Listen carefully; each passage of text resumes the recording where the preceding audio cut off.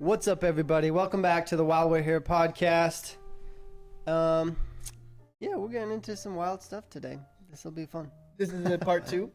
Probably we'll see. We might combine it all. I like having the freedom to just throw stuff together, see what works, and then do 2 parts if I need to. So, yeah, whatever comes what may. Yeah, I hope you guys like it. I've definitely been enjoying this conversation. We've been talking a lot about Charlie Kirk and what he stood for, just about kind of like the way America's been running lately and how a lot of things are changing with the imports and stuff, you know, the tax on tariffs and things like that. Some of the things that kind of like have an effect on our lives individually, which I feel like, I don't know, that's what I find the most fascinating because I'm curious. But I also like the theoreticals. We talked about theoretically if Jake was king of the world, what he'd do, you know. Those are fun. But where do we leave off? Where do we go from here? Yeah, I think we left off on a really important part was how it's affecting our lives today, the state of America, you know. So I'm thinking about the fact that I couldn't just work a regular job and retire nowadays. You know? Would you say that's the truth, or would you say that I'm just a lazy Absolutely not. I think there's always exceptions to the rule, but I think a dedicated enough person could make a living and retire in just about any career field out there. Yeah, dedicated person, but what we're missing though there is where's the spot for the lazy people? Just kidding. and maybe that's your view on it, yeah. But what we're missing with that is, yes, if you want to live your whole life working 9 to 5 and retiring at some older age, that's totally a perfect plan. But for me, in my life, that's just not a path I would want to choose. Yeah, why would anyone want to retire at 65? I think that's worst case scenario. No one should ever have that be their game plan, to retire at 65 and hopefully maybe there's some Social Security left for them. Well, that was the game plan for many, many people in the past generations, though. What people are you talking about? There used to not be Social Security. Yeah. That wasn't a thing. But what they would do in the past was you would work at a job and you would say, okay, I am signed to this job for 30 years or so, and then they continue paying your salary for the rest of your life, you know, as long as you work for them for 30 years or whatever. You're talking about companies with pensions? Yeah, where that they kind of thing. Have like a pension for you once you retire or something like that? Yeah, and that's Are you still saying that's better than Social Security, or what? I think where that you going with this? could be better, but where I'm going with it is we just don't see that today as much, you know. We don't see places that take care of the employees. We see places that will fire you in an instant off of one thing wrong, you know, off of just not being there for them at 100%. But yeah, I do like this conversation about working and jobs and stuff like that, because we have very different perspectives on that, and I think it could just be simply our age differences. Because I think you're a little baby. No, I was kidding. What gen are you? Are you Gen Z? I am Gen Z. Okay. And what am I? Am I a boomer? No, I'm not a boomer. I would be a I think you're a millennial. Okay. I think so. Millennial. Or Gen X. Where does the line change? Is it like the year 2000s? Let's look it up, actually. So millennials is 1981 to 1996. Is that you? 1996. What? I'm 1997. 97? Okay. So what would that be? I am both morphed into one, you guys. It's the millennial. So, wait, no. Generation X is millennials. No, Generation X, then millennials. I don't know. It's all confusing. Who really cares? It's no big deal. Man, it just skips you guys. Long story short, we're just about 10 years apart. Not even quite that, but we have very different perspectives, and that's okay. I think new opinions are still fun to discuss, and wait, a person born in 1997 belongs to Generation Z. No way, we're both Zers? 1997 to 2012, we're both Gen Z. That's crazy. Interesting. But I know my age of people are essentially giving up on the workforce. What do you mean by giving up? Like just working at like McDonald's, just like not trying super hard or something, or what? That too, but quiet quitting is a big part of it. People will just not care if they get fired from their job and do as little as they can, Okay. which is terrible for the workforce because now we're getting less work done, Uh-huh. so we can't pay them as much, and it's just a downward spiral, in my opinion. But You so know? is that a societal problem or is that like a personal problem? Is that something that has to do with the individuals? You tell me. Or is that like, because What do you I think? think that's an individual like decision based situation, right? Sure. Yeah. Because if you, I don't know, got your dream job, I'd imagine you probably wouldn't quite quit that, right? More I likely, just don't know more or what my less. dream job is. Wait, you don't even know? Like, if you could snap your fingers and have any job in the world, you wouldn't know what you'd pick? You really don't? Whoa. I don't want a that's dream job. interesting. I want to live on a farmhouse and never have to work again. Your dream job is never to work, basically. then. Yeah. I don't want to go to a job. Jobs suck, dude. You don't think there's any job out there you could enjoy doing though that you'd like? I'm sure there is a job that I would enjoy doing 1 or 2 hours a day. 1 or 2 hours a day. Mhm. So you just want very limited amount of work. Okay. Mhm. But is that realistic though? Is that possible in a society like today? Nope. Okay. So So, my question to you though is, if it is a personal problem, what are we gonna do about it then? If in America there's all these no, but persons that's having what these I'm saying. personal It's problems. not us going to America and saying America needs to change. It's a personal problem. I think the individuals need to find something they're passionate about or find something they want to work towards or, personally develop something. That's You I get where you're coming from with that, Mhm. but my question is really, why aren't people finding what they want? Like, why are Well, people... how are you going to find it if you don't know what you want? If you can't even snap your fingers theoretically and pick something, then you're never going to have something, you'll never find the career path that you want, right? Well, growing up, I always wanted to be a skateboarder, but that's not a job, right? It's just a passion. Yeah, I and- guess so. That's more of a hobby for Mhm. sure. But some hobbies can make money, but it's a lot more rare for sure. Mm-hmm. That's interesting though. I just think that there's nothing wrong with what you're saying or what I'm saying. I feel like I just think that it is a really interesting way that a lot of our generation is going. You know, it could be a But personal doesn't issue that for all of kinda- them. So I'm not saying I agree with boomers, but the boomer response would be, "Oh, the Gen Zers, they're just lazy. They're just doing less." And doesn't it kind of sound like that when you're saying you only want to work 2 hours a day? Yeah, and nothing 100%. else? But it's only because of I have tried it. I've tried to start up my own business and everything. Mhm. And yeah, you could say I've just failed and everything, but what, in my opinion, it was the fact that it's just way too competitive these days, Okay. you know? And so Huh. yeah, the big businesses and everything, they're always going to be fine forever since they have so much money.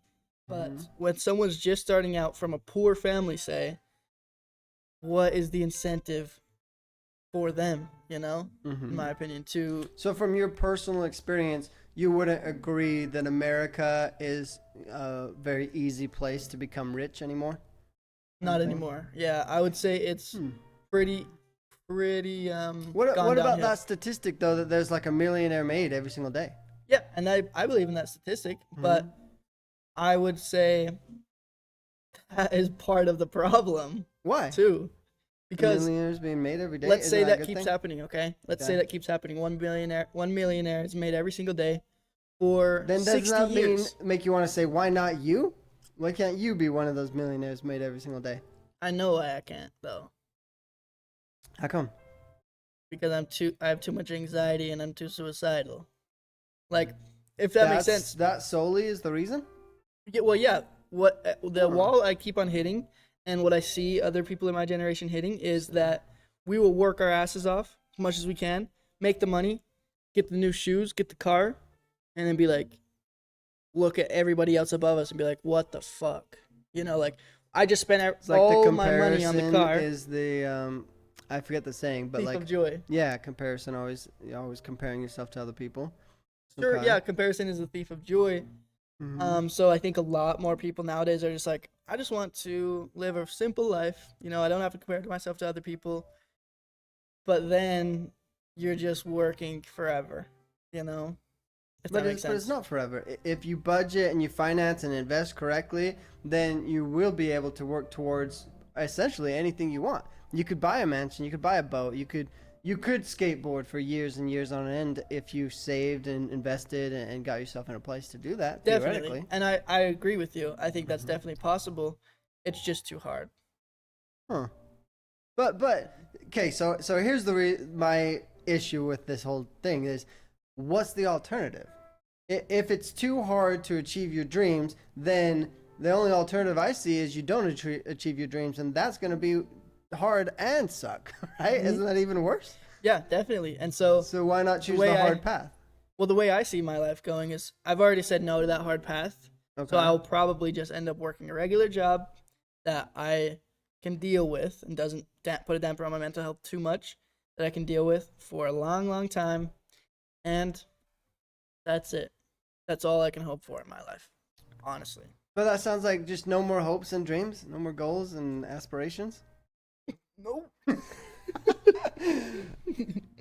Interesting. But isn't that such a, because whether that be true or not, isn't that just such a like boring way to view life, kind of? Yeah, but here's also the way I see your perspective is. Okay. Yes, I can see a life where I work my ass off for the next 10, 20 years and get what I want, Okay. right? Yeah, absolutely. I believe that to be true. Mhm. Yeah. But do you know what I would feel? What I feel like I would see once I get there What? is, wow, I made it here and I'm all good, and everybody else is just struggling, you know? Wait, what do you mean? We just talked about all the people above you. You'd finally be up on another level with a whole bunch of people, right? I mean, sure, I would be, but I don't want to talk to those kind of people, you know, like. Why not? That would be your people. That would be your group of friends. That would be But that's your not class my that you're kind of in. people, though.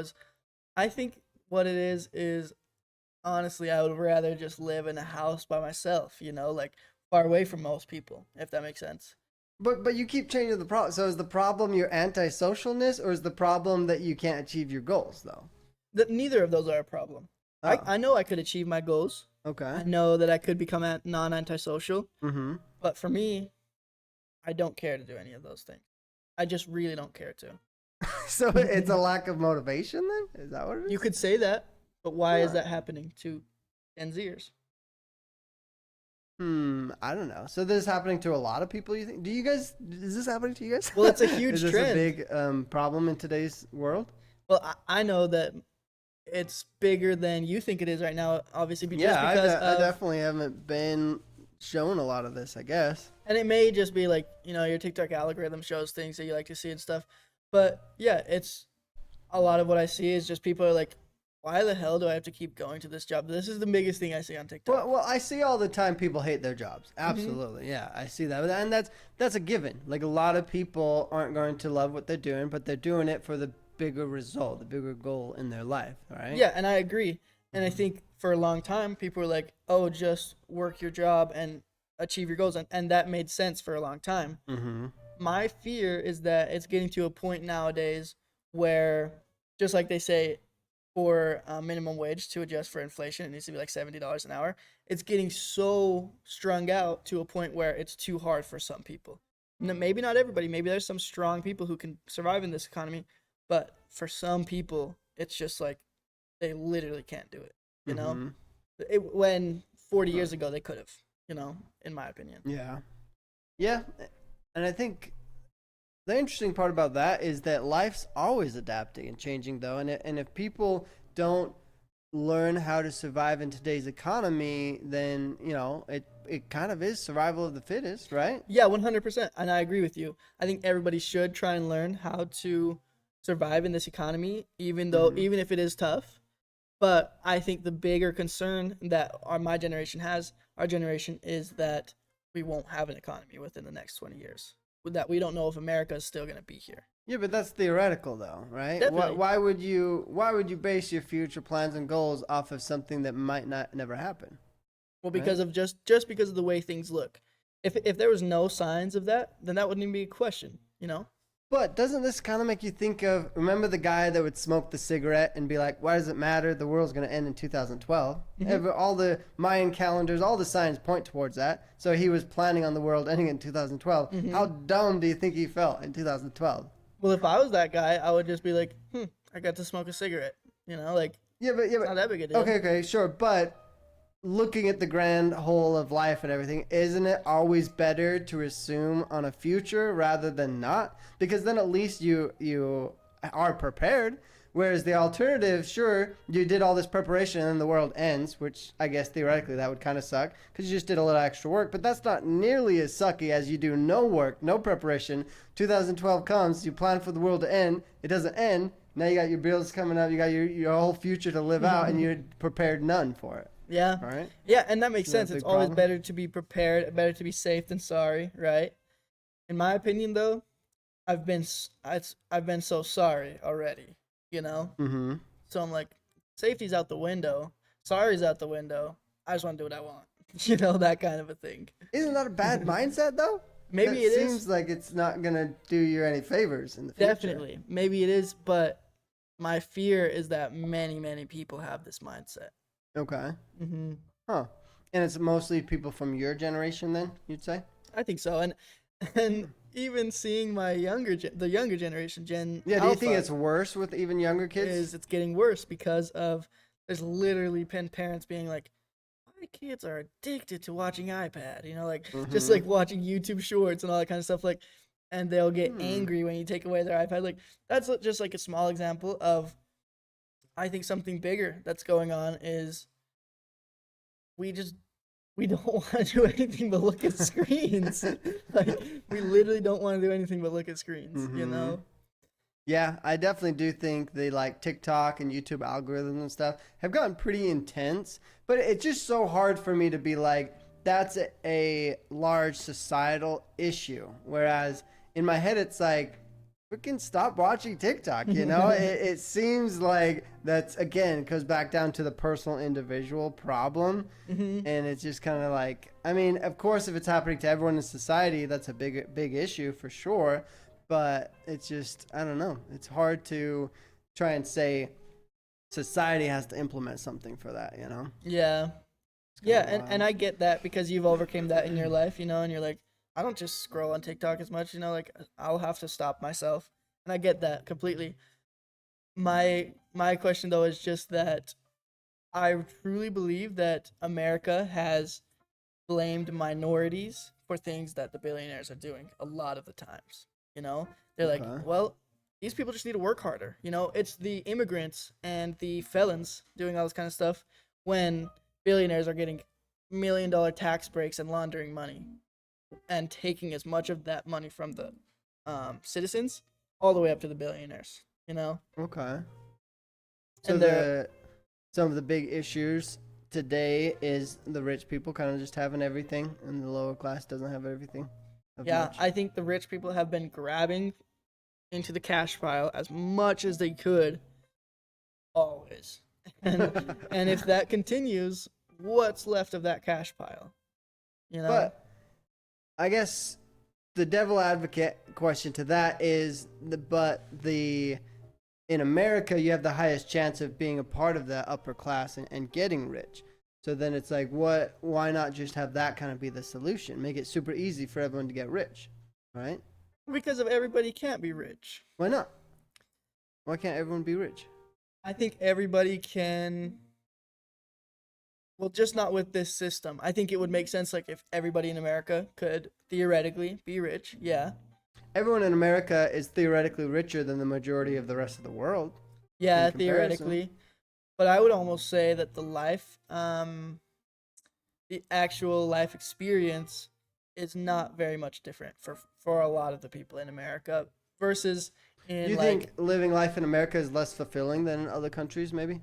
Or what? it might be just as much fulfilling. You know, I wouldn't go as far as to say it's less, but it just like it's not that good. You know. Okay. I think there was a golden age, definitely, where the wife could stay home, just the dad had to work, and the kids go to school, and that's obviously a golden age, you know, because of everybody's happy. You think But everyone was happy back then? I think that there were way more families that could be happy, allowed to have that opportunity. Yeah. But even Interesting, nowadays, that okay. opportunity is just not there, is what I think, you know? Interesting. Okay. a lot of people just in general have become very monotone and just like not speaking up too much because anything you say, any opinion you have could cause issues with somebody. It always does. There's too many goddamn people in America right now. Well, just in the world. And it's like, it's impossible to not offend somebody these days. Yeah. And I feel like you just can't be afraid of that. Yeah. Yeah, so I have some questions for you about that, particularly pertaining to some kind of moral dilemmas, I guess you could say. The first one's the big obvious one that everyone's talking about is, do you think that Charlie Kirk murderer should get the death penalty? To preface this, one thing I would say is, number one, I think nobody, I think it's annoying how many people are celebrating the death of a human being, no matter what it is. Also, I don't. What if it was Hitler, though? Well, I don't know who Hitler was personally, so I don't know about that. But I know, I'm just playing devil's advocate. But I would imagine there are some human beings throughout history that it would be okay to celebrate their downfall. Probably, right? Don't you think?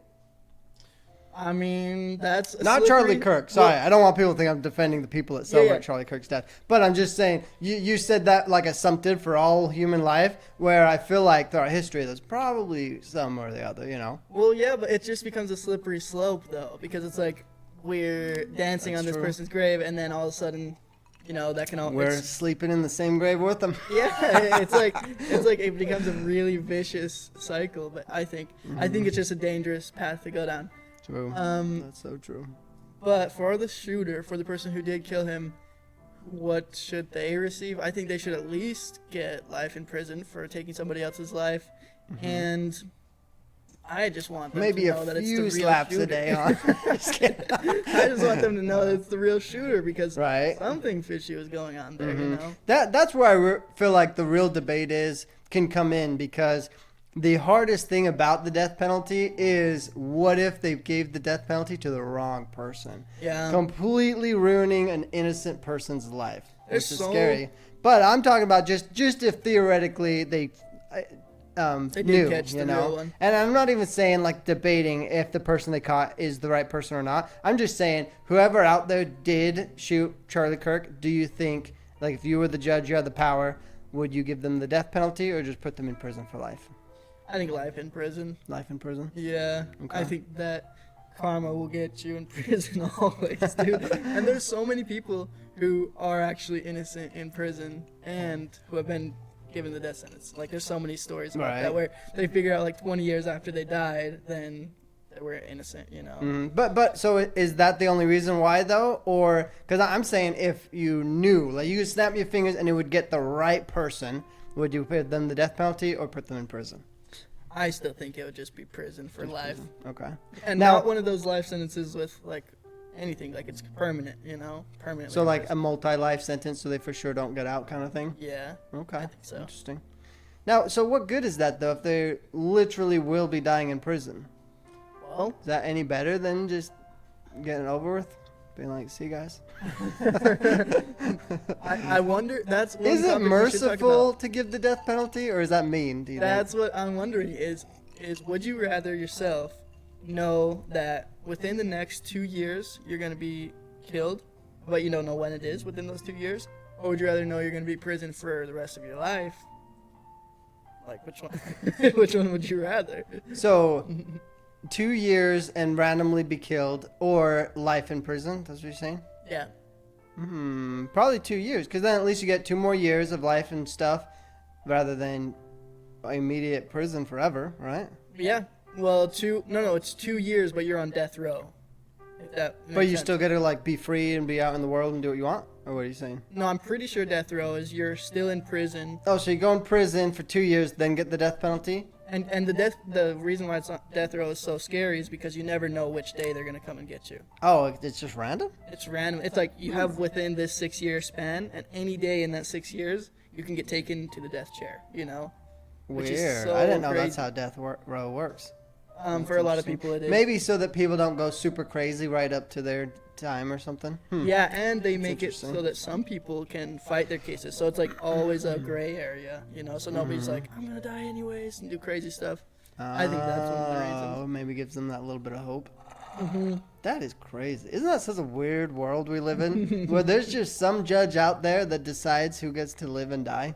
Well, that's the That's thing is kinda there's wild. a lot of them too. There's a lot of different judges, and they've been in their position for many, many years. But there's also a lot of crazy people out there too, though. Like, there's some maniacs, you know? Yeah, I know. Some crazy, crazy people. I'd hate to have to be the deciding factor of what happens to a lot of those crazy people out there. Yeah, I know what you mean. So, That'd be wild. what do you think? Yeah, what would you think about if you were anointed to be a judge all of a sudden? How do you think? Do you think those people could sleep at nights, or what do you think would be the life of a judge? Because I feel like most judges can just be like, yeah, this is obviously wrong. He gets this many years in prison and something like that. Yeah, I think a lot of cases probably don't phase them, but I would be pretty confident that every judge has probably had one situation or a few that they're like, wow, this was like a really tough decision, you know? Like there's got to be some situations where like maybe some of the evidence is compelling, but you just can't fully be 100%, and you just have to make your best guess on that, you know? And you know, a lot of the bigger major ones actually aren't up to a judge. It's up to a jury trial. So just 12 random selected people in that area. Whoa. Literally, because like I don't know what it is, but there's a process where if for some reason a judge can't decide it or whatever, there's this jury trial and 12 random people get selected and see all the evidence get presented and everything, and they're the ones that make the decision. Isn't that crazy? A lot of them aren't even like professionals or like educated in the situation. They're just 12 random randos. From that location, yeah. That's it's jury so duty, crazy. right? Yeah, that's what jury duty is. Yep. That's so interesting. It's Do you so know weird to anybody think who's about that. had to do jury duty in their life? No, I've gotten papers in the mail saying like, oh, you're due to go do jury duty, and I've never gone, and nothing's ever happened. Like, I don't know if I'm getting in trouble. I mean, for legal purposes, I should probably say I always write something back. You know, like I'll send a letter back being like, what exactly does this mean? What do I gotta do? And most of the time, I don't get a response, or I'll get a response that says like, oh, you weren't needed or something, or like, I don't know, something always happens to where I've never had to go do jury duty. Wow, So, okay. it's Yeah, weird. I've only known one person who's ever actually done jury duty. And that's Really? Are they old surprisingly- probably? Yeah. I wonder if it's just like, yeah, once you become older or something. Yeah, true. That's why it's so interesting, like the case with O.J. Simpson and everything. Like, if you have enough money and enough lawyers, then you can get really away make with the anything. judges just like, wow, like I don't know what evidence to look at, you Right. know? That kind of thing. Well, not only that, like, well, I don't know how the legal system works, but I've been told that there's a lot of legal loopholes. Like, for example, if you're rich enough, you can get like some jury trial with a judge, and if you feel like that judge might be not cool or like biased towards you or just like give you less of a chance of winning, you can fight for a whole different judge and stuff, and just kind of like go through multiple rounds until you get one that's, I don't know, your buddy or something. Yeah. Like, yeah, that they seems definitely crazy. have so many little things you can do, but for the most part, it's... you have to Also, I pay a wonder lot of how money. much judges get paid, because I bet you really rich people have tried paying off judges too, you know? Oh, for 'Cause sure. if they're the deciding factor, then it's like, just frick, man. Holy crap, they got a lot of power. That's wild. What I'm wondering is, I wonder what amount of money a judge who's been doing this for like years is just like, whoa, like I'm gonna take this money over justice. You know? Yeah, because you got to admit to some extent, like, if someone offered you a whole lot of money, I mean, of course, it depends on what their crime was, but it would be very tempting to just be like, okay, fine. I'll let it slide this once. But That's what's so scary about the legal system. do you think man. judges have to be like, have some sort of moral background then? Because like, I would honestly kind of want, well, I shouldn't say I want a Christian judge, but like, I'd want someone that has like a, some sort of moral system, obviously, you know? But how Yeah. would you test for that? Well, I think the That's way crazy. the judicial system is set up is like you get voted in, and then they try and have judges be there for like 30 years at a time. But how so do that- they make sure they're good judges, though? That's my question. That's what part of it is. As I remember having that same question, and really, it's just keeping them there for a long time. The And longer they're people- there, the better they'll get at their job, I guess, right? That and Kinda? people continue, I think, each year or something to vote to keep them as a judge, so that's how it kind of stays righteous, I guess. But who's voting for that judge to stay in power too, as well? You know. it's a whole I've never lot. voted on anybody. Yeah. No. I have no idea on that. It's just a crazy system. But at least there is some structure, you know. Just imagine the world and the chaos there would be if there was no, prisons, no structure, no something to for guidelines of it all. So my question for you then is, what do you think led up to Charlie Kirk's assassination? I mean, I feel like this is going to seem very simple, but like some of the stuff he talks about could easily offend somebody. And I'd hate to just be like, oh, someone got so offended that they killed him. But like sometimes the simple answers just make the most sense, you know? Yeah, and that's the simple route. I just like to get into like the more conspiracy theory side of things, you know? Yeah. One. You think he was the reincarnated Christ? I think that there's just a lot of things that people are talking about with the weeks before his death. Some of the things that he was talking about that he never talked about before, which raised some suspicion there for me. You talking about the whole gun violence stuff, or which one? No. I'm talking about like a few weeks before he was assassinated. People are talking about how he just recently had started raising awareness to Israel and things that are happening over there. Really? And the genocide in Gaza. If you believe that even happened. Do you think there's a genocide in Gaza? Man, I don't do enough research to know for sure, but I do know there's probably a lot of crazy shit that goes on in those other countries, right? Yeah. Because I can't imagine that they'd be as regulated as America. So there's probably way more shady stuff that can go on over there. Well, the interesting part about it, though, is that if anything is going on over there, how come there's no journalist that could publicize it in America, you know? Well, do they let American journalists go there? I don't know, I guess I wonder if there's all sorts of restrictions. Yeah. But okay, so your conspiracy theory is that he starts talking about the shady things happening in this country, and maybe that would be reason enough for someone to want to quiet him, like shut him up? Yeah, I think that it's he started bringing attention to some of the things that Israel was doing. But wasn't it also just like that's getting more and more popular? Like a lot of crazy things happening there, so more and more people are talking about that area, right? Well, I think that everybody was talking about it, and that's what raised his awareness initially. But I think he has so much influence that once he starts talking about it, they're like, okay, we want to shut him up about it, you know? That's my theory on it. Okay, but so you think the people from that country you're talking about hired someone to do it then? Or what's the theory? Yeah, that's the theory. Okay. Is the people from that country decided to take them out? They didn't want people talking about them, basically. Okay. About what's really going on there. Interesting. Okay. What's interesting to me is that there is a question in the air if there is a war going on in Gaza or genocide or whatever, right? There's still that question where I question everything. Absolutely. Yeah, exactly. There's always still that be question skeptical. Always in the media because you don't know what could be propaganda, you don't know what could be just bots posting things, you know? Yeah. That kind of stuff. Oh, yeah. What's interesting to me is that all this stuff is kind of resurfacing. People are talking about it now. And I think it was about 4 to 6 years ago, there was just a really small YouTuber who was talking about all the same kind of stuff. Okay. And it basically has never been brought to the light in the media until years and years later, even though it started a long time ago. And it's still going on today? That's what I theorize, yeah. Okay. And why is this so important, though?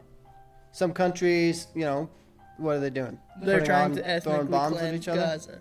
They're trying to completely wipe them off the face of the earth. Just in their country, or are they attacking other countries and doing it?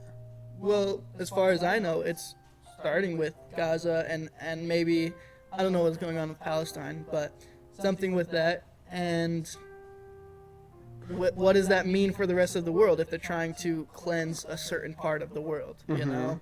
That just That's shows an raise some interesting suspicion. theory. So that brings me an interesting question. Do you think American military and American people should get involved in Gaza's fights and their whatever they're doing? Well, I think that it should definitely be stopped, you know? I think By that- Americans? I don't know if Or it should by be who? by Americans, but it just depends on what what their goals are. That's why it's so up in the air. So let's simplify the dilemma then. Let's say somebody, or how would we simplify that? Because it's kind of like the question is intervene when we should intervene, basically, you know? Which obviously, I guess if a bunch of people are slaughtering people, or if like the whole Hitler thing's going on, you know, if they're trying to kill all of a certain type of people in their country, then that might be reason for us to come in and be like, hey, stop it, you know? Yeah. But it is also weird because like it's their country. That's their problem. Like why are they being so dumb, you know? Like if that's what they're doing. But yeah, I know what you mean. It is questionable whether the U.S. should step in or not.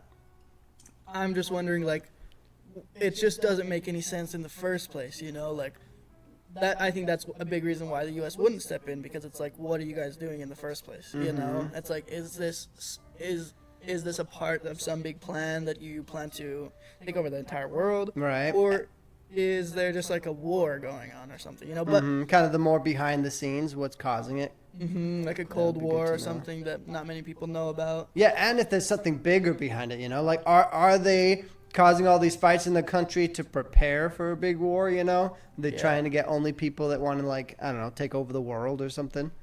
That would be kind of scary. But the interesting question to me is, what type of involvement does America have? Just because we're American, we live in America, right? So whatever America's responsibilities are, that'll to some degree affect us. So it's like, do we feel like America is kind of like one of the gatekeepers of the world and should be like somewhat regulating when a country's getting too far out of hand and whatnot, you know? Yeah. That's like what I'm curious about. Yeah, that's an interesting part, because up until recently, I feel like everybody has always seen the U.S. as the top country in the world. Well, right? be careful what you say, because we think that because we're American, though. But what if that's like our own media always making it look that way? Yeah. I wouldn't be surprised if Europeans were like, "What? We're the greatest country," you know, like, or if the Chinese are like, "What? We have more population, you know, we're the greatest country," you know.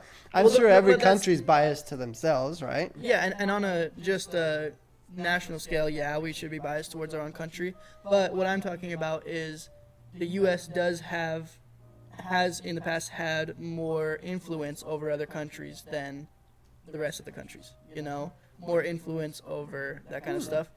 But the How question, do you know that though? Is that that's been proven because of there's statistics about how people in China, they have way more engineers than the wouldn't we US. have less influence though, because we're in so much debt? Like we'd be kind of a bad example for other countries to copy.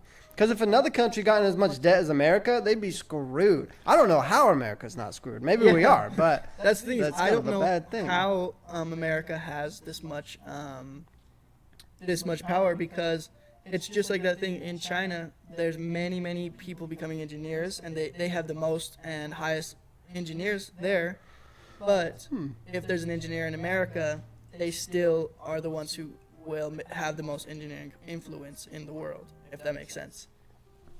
Interesting. Well, Okay. that's I guess that is theoretical, but I wonder what But it is. What that does could be set the case. America- But then that's still so that brings us back to the problem. Whether America is, you know, the most influential country or not, should we be trying to gatekeep what other countries do? I know we have in the past. Yeah, but isn't there the something question like is, should we, NATO, though? where it's like there's a bunch of countries and the U.S. are kind of together to protect each other? Well, there's supposed to be this kind of like world agreement, kind of, that like none of these countries will fight each other, and they'll always like they're supposed to be kind of like a peace treaty, I guess you could say. Which I would advocate for. I think that's a good step in the right direction. Oh yeah, that absolutely. But what I'm talking about is when a country is maybe not so much following the rule or going off like their own thing, doing their own thing, to an extent that it's like, I guess, bothering other countries, I suppose. Like what would be a good reason for America to step in, do you feel like? And Well, I do think something in the about it? past, the only times America would step in is if it's going to eventually affect us. Really? You know, and it's if it's going to, like, if I think it looks like this, is if like China or something is getting attacked, in which we gain resources from China. So we would want We to want to protect them because they're kind of like on our team, kind of, right? Essentially, that's what I would see it as. Yeah. I mean, that makes perfect sense because the whole peace treaty, I think, is for that reason. If for some reason a tiny little country came up and tried to dominate the whole world, then a lot of the other countries would team up and put them in their place, I suppose. But then the question really is, who gets to decide that? You know, like who gets to choose who gets what land and all that? You know, like is it all concrete now and there's no changing, or is there a reason why it would be beneficial for America to gain more land or something, you know, or for another country to gain more land? That's what's interesting is wasn't there recently, like not recently, but like years ago, there was an Alamo for the fight for Texas, you know? What's interesting is like what is causing America to just stay America and not continue to fight for more land, you know? Right. Well, I mean, keeping the peace, I would say, is probably a huge one. But there's also more than just fighting because, like, we purchased Alaska, and that greatly increased the size of America. And then there's all this, you know, rumors and talk about purchasing, like, either Greenland or parts of Canada or something, you know? That would grow America. Yeah. But it's just kind of, it's funny to think about because I feel like the way all land was, like, taken in the past was, you know, through wars and fighting and creating, you know, whatever nations they became. But nowadays there's too much regulation. I mean, it's a good thing, but there's lots of regulation now that it's like, it's all set in stone. We all pretty much know whose country has what, who has what land, and it seems like it'd be really hard to change that up by much. Yeah, it does seem like that right now. But we should go back to that question you had of who does make those decisions? Is it like the president actually making the final decision on what we're going to do with the country? Not just the president. I think it's like the really high ups. You know, there's what is it like House of Congress or something? Like there's a whole group of people along with the president, and I do think the president can veto a lot of people, but the president can't just be the only one saying let's go to war and we have to go to war, because if the House of Congress says no war and the president says war, then there has to be like some third party or someone else to break the tie or something, you know. So the president has a lot of power, but he's not the sole person that can decide everything. Otherwise he'd just get everything he wanted and basically be a king, you know. And it'd be a whole dictatorship. But the whole point of the House of Congress and the way America was set up is so that one person doesn't get all the power. It's more of like the people vote, the people choose who to put into place to make the decisions for them, and then those people all have their votes and decisions and all that. Yeah, that makes sense. So it's like there's levels to it to make sure that it's not just like a dictatorship, and that's the goal. People have the say. Yeah, that's the goal of America. I think is that the people have the say over things rather than just one person. But that's what's interesting is nowadays we're starting to see that the people don't have as much say as we'd want. It seems like we want, or it seems like we used to have, you know. And maybe could be true. Because what's interesting is everybody can vote, but what's changed in the last 20 years to help society? You know? Do you think America's gotten better or worse in the last few like decades or so? I think definitely worse, because if you think about Detroit, Michigan, you think about the school system and all of those things, like the school system is outdated by like 100 years, everybody's saying, because of it was working in that era. But is that the government's fault, do you feel like? Definitely. I feel like the government should be listening to what the people need, and Detroit was something where the big companies moved their labor to another place just so that they can save money and everything. You know, the whole Detroit situation could theoretically have been improved because of Trump's tax on exportation and all that. Oh, well, I'm sure it could have, yeah. But I feel like that's kind of being addressed to some degree now. Well, now probably, but I think that it should have been addressed way sooner, you know? And so many people have been talking about it over the years that it's surprising how big of a thing happened that nobody stepped in to change it, you know? Right. Like, it's interesting. They talk about in Skid Row, in California, Los Angeles, California, and like the Bay Area, where decades ago, it was way, way worse. And there was like gangs and lots of gang violence and just people dying left and right there all the time. You know? And this is in Detroit? Or what? This is in Skid Row, Los Angeles. Oh, in L.A. Yeah, Interesting. and what's interesting about it is there is stories about how the military even came into that place and fought the violent people, locals? you know, and made sure there was not going to be any more of that kind of stuff. So that was definitely a step in the right direction. But I'm just wondering nowadays, why isn't that same kind of stuff going on? You know? Wait. Okay, so I got an interesting question for you then, because I can tell you put a lot of thought in this, and it is something that like maybe you like to research or something on your pastime. So if you were king of America, what are some things that you would change? What are some of the big things that you would want to address? Do you feel like? Well, I think if it was right now, Yeah, right at this moment, you just became King Trump or whatever. And you had to say, of course, not 100%, you know, there's still limitations. But if you had the influence to start addressing certain problems, which ones would you feel like would be a big priority? well, I think that idea has already been out the window for a long time.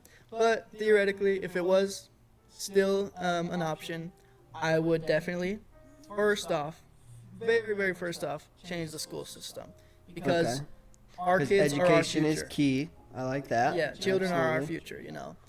And one big thing is a lot of people have been talking about how we're importing, we're letting people come in to America and everything, and those will end up being our doctors and lawyers and stuff because of, But what's wrong with that, though? there's nothing wrong with that, but I'm just wondering, why aren't we training American children to become American To become doctors? those things, huh? Yeah. That's a good point.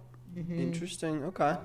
Now, to play devil's advocate, why would changing the school systems be good, and like what types of things would you change about it? Because isn't it already extremely hard to force a kid to learn math that doesn't want to learn math? Yeah, but I think that you have to take the force out of it. You can't have it be force. You can't force a kid to do anything. What we have to do is make it so that, and it was like this before in America, where the household, a dad and a mom, could take care of their kids, however many they had, up to like 10 probably, and allow them to go to school, and the mom would be able to actually police that. Like Nowadays, be the teacher, like homeschool, or what are well, you saying? you could do that as well, but basically make sure they get their homework done and they're staying on schedule and everything. Nowadays, kids are left to play video games in their room because of both parents have to have a job. And both parents come home and they... So then at the root of the problem is the parents, then, is what I'm hearing. No way. Is that not The root case? of the problem is not the parents because of... Yes, maybe they shouldn't have decided to have kids, but then we're just going into extinction, right? But why is it that in this society we can't have a two-parent household with kids that can survive and thrive, you know?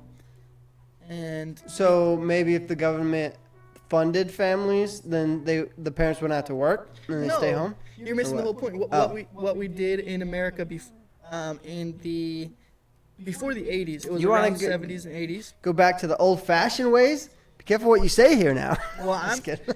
I'm an advocate for around the 70s or something within the 1900s. Make sure you don't say before women could vote, though. Okay. Just kidding. But I'm just I thinking totally agree with you. There are some things from back in the day that were better than now, Well, and this is the those problem, we though. need to take the good and leave the bad, and implement. into But our here's the today's big problem society. in today's society is what? we took the worker. The worker used to be the heart of America's society, Okay, but and it's no longer it that. used to only be the man that would work, though. Sure, but Okay. no matter if it's a man or a woman nowadays, the workers are not being taken care of. Ooh, okay. So this leads me to a great question for you then. So, it's clear we need better, harder working people, right? Do you think fundamentally No, that not better, men harder can working work people. harder than women? I don't think. Well, it depends what job. I think a woman could be a better baker than a man. You know? Okay. But here's what I think that's the wrong question to be asking though, because I know. I'm just trying to get to you. I just like playing devil's advocate, okay? But it's fun. But we don't need harder working people in America. Yes, we do. We have some of the hardest working people already here, and they're Okay. not being taken care of is the issue. You can work all your life at an essential job, like maybe being even a surgeon, and you'll make maybe $1 million a year, and your family, you guys can be taken care of with a lot of stress, as a surgeon. Wait. You don't think $1 million a year is good enough? No, I think that's good. But it's a very stressful job. I think surgeons should get paid way more. Really? Way more. Yeah. Even though they get paid more than tons of other jobs and careers? There's stories about surgeons who leaving the scissors inside of someone's body after they stitch them up. Yeah, but that sounds like a bad surgeon. Exactly. What I'm saying is that Why would we pay them more when they're doing a crappy job? See, my question is, why are they doing a crappy job? I don't know. I think it's because we don't have enough surgeons because we don't pay them enough. So one surgeon has to do like 15-hour shifts and is so important at his job that he literally has to sacrifice the rest of his life for it. And that's what American people look like nowadays, who are in big careers. Interesting. So you think surgeons should get paid more? So do you think that across the board then? You think most careers should be getting paid more? What they do? I think every single person who works a job in America that is a part of a society, like whether you're working at 7-Eleven, whether you're working at just a Oh, no, restaurant. don't tell me you support equal pay for everybody, do you? No. Not equal pay. I think that's bullshit. I think everybody should work for what they get, but it's gone way too far nowadays to the point where somebody who works 8 hours a day, still can barely afford to live, which I don't think is right. I think if you're able to work 8 hours a day for a place and stay there for... What's interesting to me also is they're trying to raise the retirement age to like 70 or 80 or something. I don't know what it is right now. I think it's 60. Well, they're running out of Social Security. They're running out of money. See, America's running Old out of people money. are living too long. I'm just kidding. Dude. A lot of that, I actually believe, is due to false claims. I think there's a lot of people that are probably have like a dead grandpa or something, and they're still claiming unemployment for that person. Dude, there's I so think much that's happening a shady lot. stuff like that, yeah. Mm-hmm. So there's just a lot of things that I feel like the government isn't doing the best at a lot of the jobs that they have, so they need to step up for sure. Do you know what my theory is on that? What? Of why this is all happening? Because we've talked about, America's going into the gutter, right? No, I didn't say that. I said some of the government jobs aren't doing very well. But America as a whole, I still think is on a somewhat upward trajectory. But how can you say that though? Because we're still making more money. We're still creating great new companies. We've got freaking Amazon, who could literally make sure you never have to leave your house again. Like, we've got some pretty great things up and coming. Well, yeah, that's a theoretically great thing. And once Jeff Bezos creates that spaceship to go into outer space, everyone's going to want to be American at that point. Here's what I'm wondering though is, theoretically, Amazon, to where you don't ever have to leave your house, is a good thing. Oh yeah, DoorDash is amazing. Just throw the cookie in the window. They just leave it in there. It's easy. That's What's wrong with that? That's great.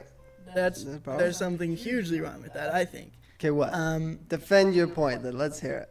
I think that moving into a society where all people live in a rented apartment, buying food that gets delivered to them, and looking at their phones, that just seems like an Orwellian future to me. Do you know what Orwellian means? No, what's that? So I think George Orwell was his name, who wrote the book about, do you know Big Brother? I've heard of it, but I don't fully know it. Yeah, I forgot what the book name was called, but he basically wrote about a future where there's So it's a type mass of a bunch of surveillance. people that's just like super overly watched and stuff. Then Yeah, kind of like too much regulation, kind of. kind of What? like Why does Amazon delivery and DoorDash have to do with regulation though? kind of like Ready Player One. Okay. That's what I was talking about. What do you mean has to do with regulation? Man, we were having such a good conversation. What was we talking? Dating. Oh man, we gotta have a whole podcast about dating, man. Well, that's the thing though, Dating's is wild nowadays. it definitely ties into what we're talking about today, because yes, dating's getting wild, and that's a whole thing in and of itself. But I Ooh, think it that can tie right back into what Charlie Kirk says about it too. But sorry. okay, yeah, we'll circle back to that too. That would be a really good point. But yeah, I was just gonna say that. So birth control has something to do with it. So women definitely have a lot more freedom to have casual sex without Do you say that fear. Would you say that's an overall net positive or a net negative for society? I'm neutral on that Okay. kind of standpoint. I don't really know on that stuff. Um, but basically, before it was people getting married before sex, and so it would be a lot of married couples. So that makes sense. But nowadays, it is women can essentially always have whatever a partner, always have a partner for whatever they want. But then that leaves men to the ugly men and such to just have nothing, and such But stuff like is that not how it's always been throughout time? It definitely It's survival has. of the fittest. The best looking guy probably could get any girl. The ugly guys would just be single. Right? Yeah, and it definitely has. I'm on some scale. I Mm-hmm. just think it's definitely blown out of proportion now. Not out of It's even proportion, more? but it's just so have the scales are so tipped. Is there any chance we feel this way because we're ugly though? Definitely, I'm definitely. just kidding. I'm just kidding. Definitely, but that's what I'm wondering is I don't think I'm talking about that side of things. What I'm talking about is how women they can do whatever they want and everything, but what I'm really getting to the bottom of is men don't have as much money. And so any man who does have a lot of money, they obviously can choose which women they want to go out with and everything. But there's a lot of broke boys, right? There's a lot of broke Okay. men. What do you think is the bigger issue, being broke or being ugly? I think What's the being bigger broke. problem? I think because should I tell you one thing? What? I watched this divorce attorneys talk, and not only that, but I've watched a lot of stuff on marriage and like dating and stuff. And the number one thing, especially nowadays, that a woman will date you for is if she sees that you're successful. But Obviously. isn't there different versions of success? Monetary is one of them. Well, Or is monetary always a factor of success? it's the easiest to see. So it's what you can see that matters, though. I think To women or to everyone? to everyone, really. Okay. Because of you can have those random one-off things where it's like, oh, you just meet someone in a restaurant and all of a sudden you click. And that makes sense, but that's way more rare than somebody just seeing a pretty girl or somebody seeing a successful man. And like kind of statistically planning to have things work out with them or something. Yeah, exactly. Okay. So, with that, when Charlie Kirk says everyone should be getting married younger and having kids younger and having more kids, do you agree with that, or what's your thoughts on that? What do you think his views were on that? I guess you should elaborate a little bit. Well, there's multiple videos of him saying that he's a strong supporter and strongly agrees that people should be having kids young. People should be getting married when they're just, in that kind of like young and in love phase of life and just going with it. Yeah. So you want my opinion on that then? Yeah. What are your thoughts? Yeah, I feel like it's kind of I feel like I get where he's coming from, definitely. Where it's like it's really good on a population perspective because we want to continue having kids and everything. Okay. But then again, what's happening a lot nowadays is people have kids very young and then they don't know how to raise them and they don't even have their finances in line. And that's like so it's kind of like just having kids with no plan, no preparation, kind of, huh? Yeah, and a lot of people will be like, well, I'm going to prepare for it and everything, but with this changing economy, a lot of people are afraid to have kids, because it's like I can prepare all I want, but who knows what's going to happen soon, And that's one thing about it. So my view on what Charlie Kirk says is it's probably a little bit of an extreme view, but that's just my view on it, Okay. Dang. So what about let's leave on a hopeful note. What are some good things about society and some good ways to view dating and like our chances and stuff like that, would you say? For me, I would just say you're fucked. Yeah, there's nothing. No, not you're fucked. Go fuck. No, I would just say my biggest hope in life is to meet someone organically, which will probably never happen. But that's what I hope, Just to meet someone organically, have the best chances, right? That would help the most, probably. Yeah, I don't really.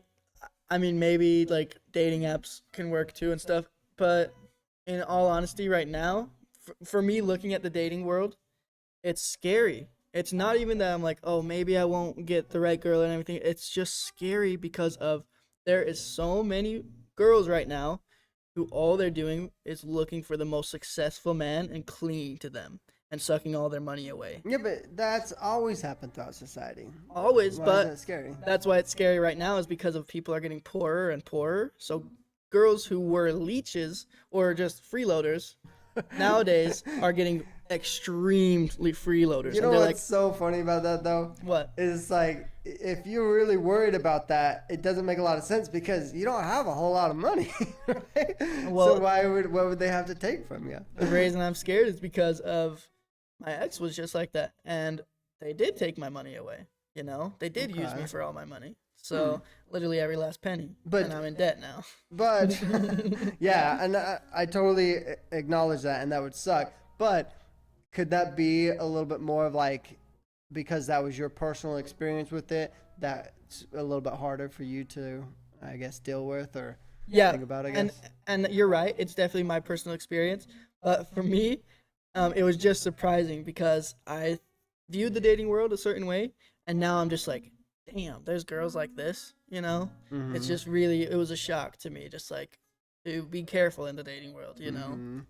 Yeah, that's definitely one thing that shocks me is it's just kind of like there's so many times where I'm like thinking about like the dating life and what it is that I want in a woman, right? And it seems so like I go back and forth because sometimes it seems so unrealistic. You know, there's no way you can get everything that you want, right? And it goes both ways. You know, girls want a guy that's freaking 7 feet tall, blue eyes, has $1 million, and it's like the chances of that is so slim. You know, you kind of have to settle to some degree, which is sad. You know, you don't want to have Well- to say that, but that's a reality of life. And you also what was I gonna go with that? You a little bit have to settle, and you really do have to try hard if you want to get something good, kind of. You know, like it's not just gonna happen. It's not just gonna. It's not. It's never gonna be like the movies, and it kind of bums me out that all growing up you're just lied to all the time. You know, it's gonna be this magical thing. It's gonna always happen organically. You don't even have to put any effort in it. Like it's just that's part of life. It's like bullshit. That's never gonna just happen that way. Like Yeah. life is not a rom-com. I'm sorry, but it's not. It's That's so what sad. has been kind of discouraging to me in my life. And an interesting part about that that's been coming up in the media recently was Taylor Swift recently got engaged or something, right? Uh-huh. Or found a man or something. Yeah. And what's interesting No, about she's seeing that, giving hope back to America, back to Yeah. so many people. exactly. See, that's what I wanted to talk about. Is Until she there's- writes a song about it. There's so many people on TikTok and just posting videos like literally crying. They're like, "Oh my goodness, since Taylor Swift could find love, maybe I can too." Aw, Well- that's giving people hope. Yeah, and That's it's like funny. giving people hope and stuff, and like they're crying. But what's discouraging to me about it is that that's been going on for such a long time, and we see it. We see celebrities turn into a couple, and Then get a divorce, huh? sure they what get a you're saying? divorce or whatever. But I think a big thing that a lot of society is seeing is there's a huge divide. Like poor people are down here, and there's celebrities and everything, and that's the goal, which we have. That means the people down here have a goal that's impossible, you know, which is interesting. Well, yeah, I guess it's a little unrealistic, but I think that's what shooting for the stars is, right?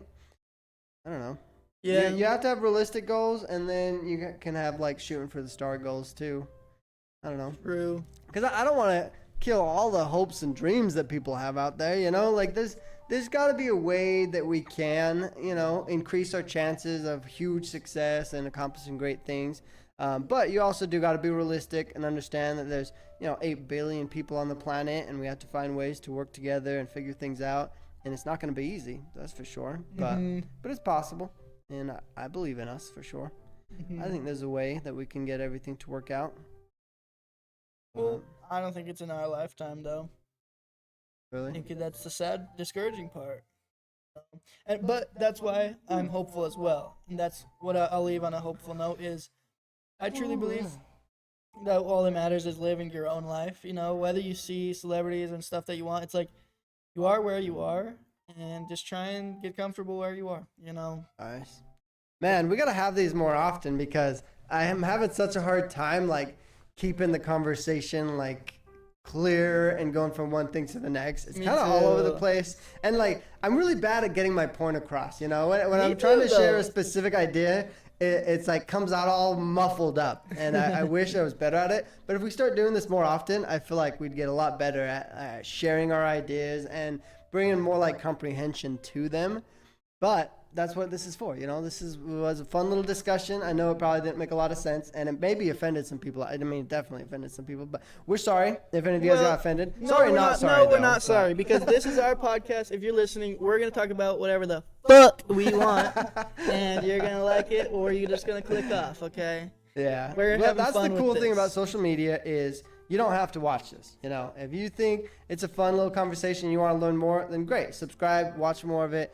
Awesome. That's what we're doing this for. But if not, there's millions of other videos out there. Go watch Mr. Beast or something, you know. Make sure you're doing something that brings you happiness. Don't just watch these things out of hatred and with anger and all that, you know.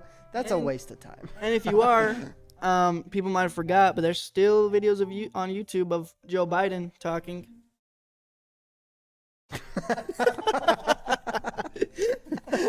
I don't know where you're going with that, but okay, good one.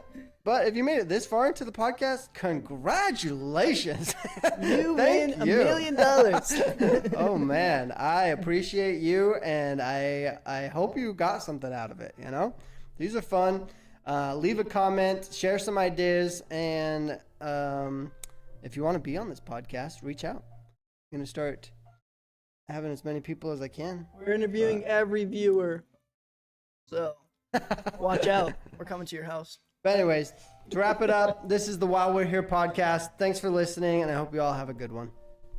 Bye, guys. See ya.